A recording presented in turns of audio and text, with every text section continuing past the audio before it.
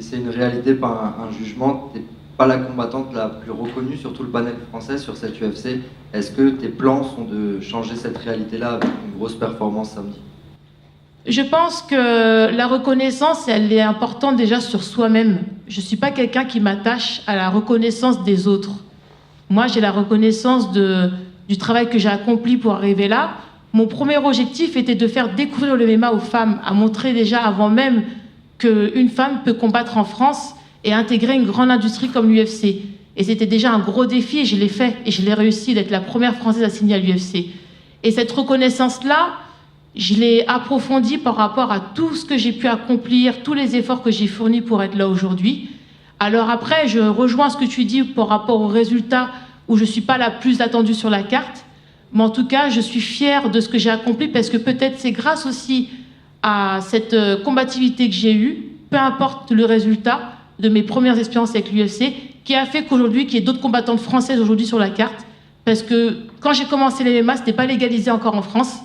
Et on m'a toujours dit « Ah, tu arriveras jamais à l'UFC, c'est pas reconnu, rien. » Mais aujourd'hui, ben voilà, on y est. Il y a eu le premier UFC France, je suis là. Et il y a encore d'autres Françaises qui ont signé à l'UFC. Donc pour moi, c'est la plus belle des victoires que j'ai pu avoir. Même si elle n'est pas reconnue à titre de victoire d'un combat, mais pour moi, ça a fait partie d'un grand combat dans ma carrière. Deuxième question, du coup, tu m'as parlé de ton combat pour le MMA féminin. Est-ce que du coup, ce serait important pour toi que Manon arrive à chercher cette ceinture pour justement développer le sport féminin et le MMA féminin en France? Pour moi, une ceinture, ce titre révèle la réussite de l'accomplissement d'un travail fait.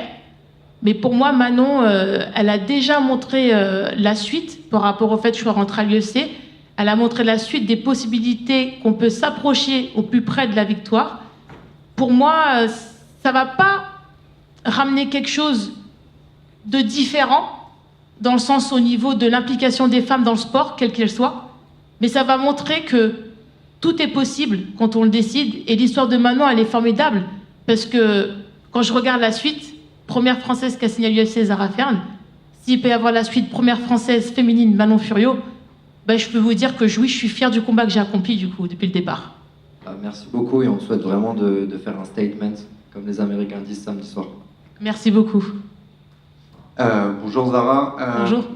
Une question, puisque ça a été difficile à l'UFC d'enchaîner les combats, on sait qu'il y a eu pas mal de galères, etc. Mais sur le dernier combat que tu fais, on voit qu'il y a de nets progrès. Je pense qu'il manquait quelque chose certes, mais on n'était pas très très loin. Est-ce que là, on se sent prêt à se dire, à Paris avec le public, etc., je vais prendre la première victoire à l'UFC, tout est en marche, il y a le nouveau camp et on peut annoncer ça? Je pense que mon dernier combat que j'ai fait au Brésil, c'était pas évident aussi au niveau de... déjà, j'étais au Brésil pendant un bon moment. Et c'est vrai que je sortais d'une blessure de 3 ans. Donc c'était une grosse reprise et un gros retour pour moi. Après, au niveau du combat, c'était assez serré en effet. Ce qu'il a manqué, c'était peut-être un peu plus de violence. Même si j'aime pas trop parler de violence.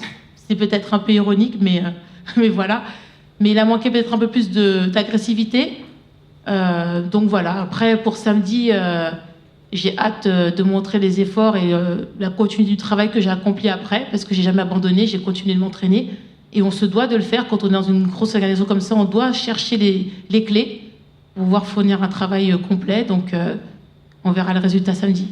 Et le fait que justement tu n'es pas encore connu, enfin tu as connu beaucoup d'arènes, pas forcément celles à domicile, avec ce rôle justement que tu as d'ambassadrice, la première, qui a posé la première combattante française à l'UFC, est-ce que tu penses que ça va créer aussi quelque chose dans la salle, que les gens vont apprécier le boulot que tu as fait finalement pour les autres combattantes derrière?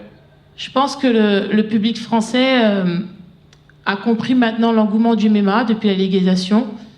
Mais aujourd'hui, je pense qu'il y a un gros travail médiatique encore à travailler sur le côté féminin, à expliquer la place de la femme dans ce sport aussi. Et l'engouement du public français, bien sûr, il va être important et ça va m'aider aussi à me galvaniser pour ce combat samedi, sachant que c'est un très bon public de ce que j'ai pu entendre du premier UFC France. Et je suis heureuse d'être là aujourd'hui pour combattre ici. Merci Zara, bonne chance. Merci beaucoup. Salut Zara. Salut. Je voulais savoir, comment tu as préparé ce combat, sachant que Cavalcanti, donc ton adversaire, a un beau palmarès en pied-point. C'est la seule défaite de Nora Cornol, qui est aussi sur la carte. Et toi, tu viens de la boxe anglaise. Cavalcanti vient de la boxe pied-point. Et est-ce que tu as bien étudié, j'imagine que vous avez étudié son profil sous toutes les coutures. Qu'est-ce que tu peux nous dire de ce combat, sachant que ça devrait être un combat de strikeuse, a priori. Et qu'est-ce que tu penses, là, tu as la chance de venger quelque part Nora, quoi, avec ce combat. Parce que Nora, elle était défaite sur ce combat-là. C'est la première défaite, le premier combat de Nora, c'est sa seule défaite, et c'est contre cet adversaire-là. Je pense que, en effet, c'est une strikeuse. Elle a un très bon palmarès, ça c'est sûr que j'ai pu l'identifier. Après, vous savez, le MMA, c'est ça que j'aime dans ce sport, c'est que aujourd'hui, quelle est l'arme qui va être la clé pour gagner le combat? C'est pas le fait que je sois strikeuse que ce sera peut-être forcément un combat de striker. On verra ce qu'il va donner. Je peux aussi m'attendre à ce qu'elle veuille m'amener au sol. C'est ce qui s'est passé à l'UFC sur mes 2 premiers combats, où on n'a pas voulu du tout tester ma boxe. Donc je pense qu'en fait, il faut être prêt à toute éventualité et essayer de se donner les moyens d'aller trouver cette clé pour aller gagner ce combat par rapport à la force de l'autre. Donc c'est ce que je vais faire samedi. Et juste une dernière question. Rose, tout à l'heure, s'est définie comme une artiste martiale. Oui. Est-ce que c'est un terme qui te convient plus que sportive encore, sachant que toi, tu viens de la danse à l'origine, avant même l'anglaise? Alors, je ne vais pas me comparer à Rose, parce que vu le palmarès et son histoire qui est incroyable, voilà. Mais en tout cas, je te remercie de cette question. Mais je pense que le titre artiste martial me convient bien, parce que c'est vrai que je viens de la danse, j'ai dansé pour des grands artistes avant. MC Solar, Ophélie Winter, j'étais une bonne danseuse à l'époque et j'ai basculé après du côté du MMA, et c'est vrai que je trouve que le MMA, on peut le considérer aussi comme un peu artistique, parce que ça reste du spectacle, ça reste des situations de combat où on voit des choses spectaculaires parfois, et c'est pour ça qu'on est tous rassemblés aussi aujourd'hui. Donc oui, je pense que le mot artiste martial me convient bien. UFC et Celios sont associés pour une collaboration inédite, des vêtements à la fois stylés et sportswear. Pour marquer le coup, Celios est associé à Cyril Gann. La collab est folle, ils offrent même un voyage à Vegas. Pour l'UFC 296, lien dans la description. Let's go.